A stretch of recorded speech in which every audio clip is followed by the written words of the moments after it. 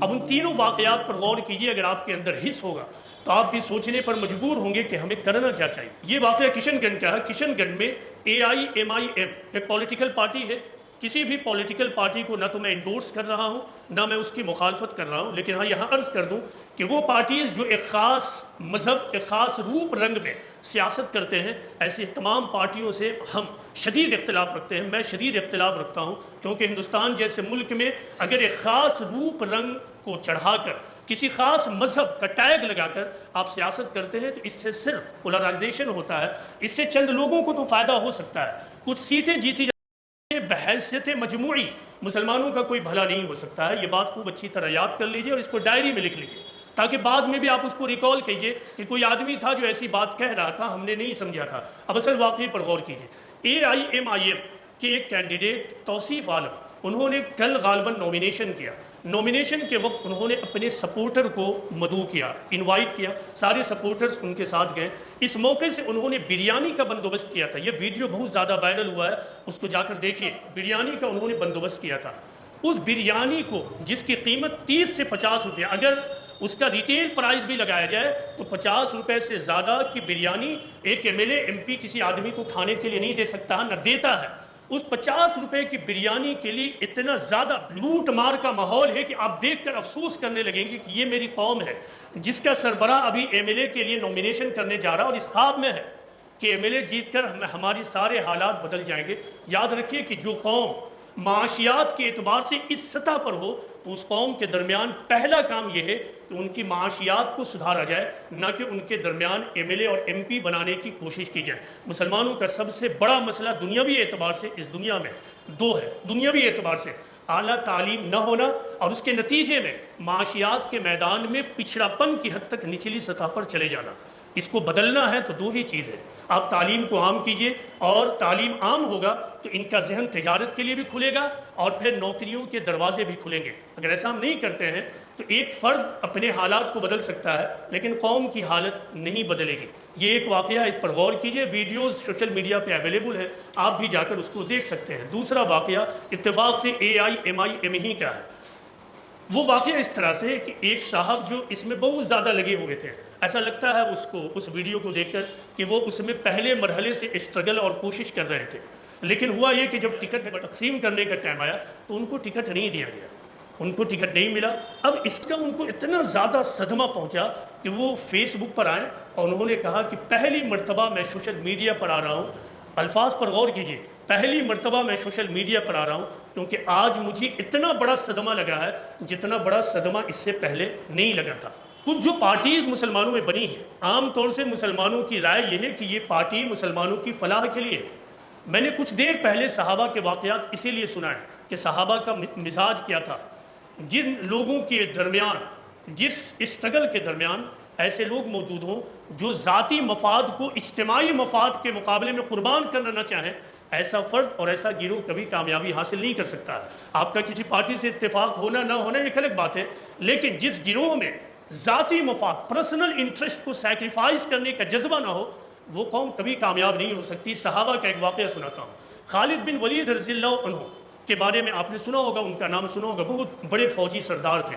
رسول اللہ صلی اللہ علیہ وسلم سے لے کر ابو بکر صدیق رضی اللہ عنہ تک وہ فوجی سردار ہی بنے رہے تھے، مسلم فوج کے سردار بنے رہے تھے، بڑے بڑے کارنامے انجام دیا انہوں نے۔ حضرت عمر رضی اللہ عنہ کو ان سے کچھ نا اتفاقی تھی اور وہ نہیں چاہتے تھے کہ خالد بن ولید سردار کے عہدے پر رہیں۔ حضرت عمر نے ابو بکر صدیق سے بھی کہا کہ خالد بن ولید کو ان کے عہدے سے ریموو کر دیجئے۔ ابو بکر نے ان کی اوپینین کو نہیں مانا اور خالد بن ولید حسب دستور اپنے عہدے پر قائم رہے۔ حضرت ابو بکر صدیق رضی اللہ عنہ کے بعد عمر فاروق رضی اللہ عنہ خلیفہ دوم بنے۔ وہ جیسے ہی خلیفہ دوم بنے، خالد بن ولید کو ریموو کر دیا۔ یہ بہت بڑا واقعہ تھا۔ ایک ایسا سردار جو رسول اللہ صلی اللہ علیہ وسلم کے زمانے سے ابو بکر صدیق رضی اللہ عنہ کے زمانے تک سردار رہا ہے، بڑا کارنامہ انجام دیتا رہا ہے، اس کو وہاں سے ریموو کر دیا گیا اور صرف ذاتی رنجش اور کسی اوپینین کی وجہ سے۔ اس وقت فوجی خیمے میں کچھ لوگ آئے خالد بن ولید کے پاس۔ اب دیکھیں اس واقعے پر غور کیجئے اور ہم اپنے حالات پر غور کریں۔ اس وقت لوگوں نے کہا کہ خالد بن ولید آپ امیر المومنین کی بات کو ہرگز مت مانیے، اس نے کا انکار کر دیجئے، ہم لوگ آپ کے ساتھ ہیں۔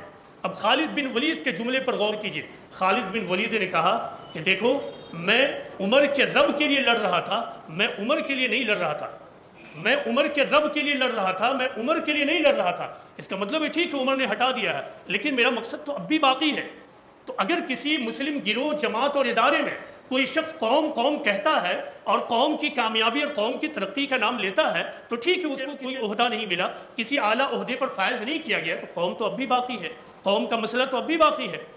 مسلمانوں کا مسئلہ یہی ہے، ہمارے اندر اعلیٰ شخصیت والے لوگ موجود نہیں ہیں، وہ لوگ جو خود سے زیادہ سماج کی فکر کرنے والے ہوں، جو خود سے زیادہ قوم کی فکر کرنے والے ہوں، جو خود سے زیادہ اجتماعی مفاد کے لیے جینے والے ہوں، جو ذاتی شکایت، رنجش کو فراموش کر کر، جو پرسنل انٹرسٹ کو سیکریفائز کر کر اجتماعی مفاد اور انٹرسٹ کے لیے سرگرمی اور اسٹرگل کرنا چاہتے ہیں۔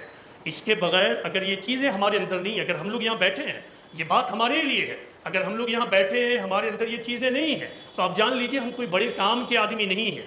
زندگی سب کی گزرتی ہے، ہماری بھی گزر جائے گی، کوئی بڑا کام ہم نہیں کر سکیں گے۔ آخری واقعہ جلدی سے سنا کر بات کو ختم کرتا ہوں۔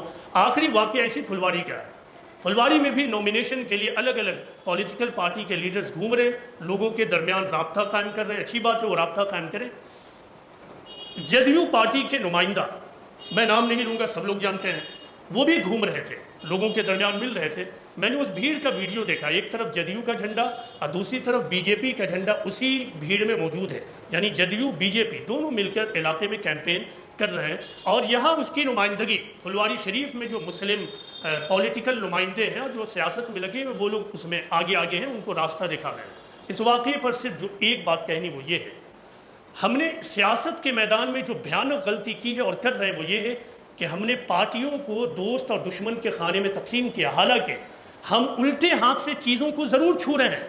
وہ سب کام کر رہے ہیں جو دشمن، اگر جس کو آپ مفروضہ دشمن بنائے ہوئے ہیں اس کو فائدہ پہنچ رہا ہے آپ کے کارنامے سے، لیکن اعلانیہ آپ اس کو دشمن بنائے ہوئے ہیں۔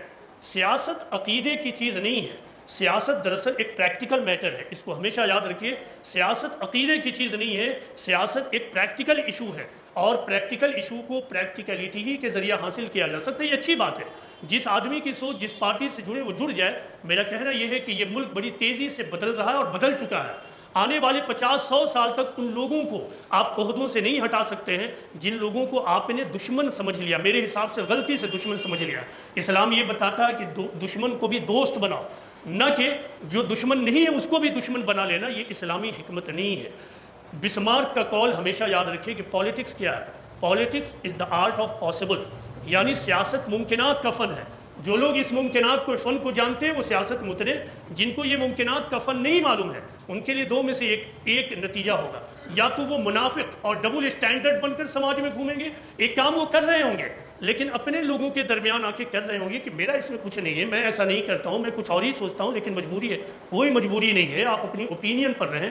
اسلام آپ سے جو چاہتا ہے وہ یہ ہے کہ ذاتی طور سے ایک مسلمان خواہ بند کمرے میں ہو یا پھر وہ کسی بھی وجہ سے قہوہ خانے میں پہنچ جائے، اس وقت بھی وہ اپنے کردار کو انٹیکٹ رکھے، اللہ اور اس کے رسول کی تعلیمات ہی پر عمل کرے۔ کیا فرق پڑتا ہے کہ آپ کس پارٹی سے جڑ کر کام کر رہے ہیں؟ اصل تو بات یہ ہے کہ اللہ کے ہاں جو آپ کا حساب و کتاب ہوگا وہ آپ کے اپنے کیریکٹر، اپنے کردار اور اپنی سوچ کی بنیاد پر ہوگا۔ سیاست کا یہ جملہ ہمیشہ یاد رکھیے گا کہ politics is the art of possible, سیاست ممکنات کا فن ہے، سیاست ضد ہٹ دھرمی کا فن نہیں ہے۔ اللہ تعالیٰ سے یہ دعا ہے کہ اللہ تعالیٰ ہم سب کو سمجھنے کی توفیق عطا فرمائے، اللہ تعالیٰ ہم سب کے اندر حکیمانہ بصیرت دے، اللہ تعالیٰ ہم سب کو قرآن و حدیث پر غور کر کر قرآن و حدیث کی بنیاد پر اپنی سوچ کو بنانے کی توفیق دے اور حوصلہ دے۔ وما علینا الا البلاغ المبین۔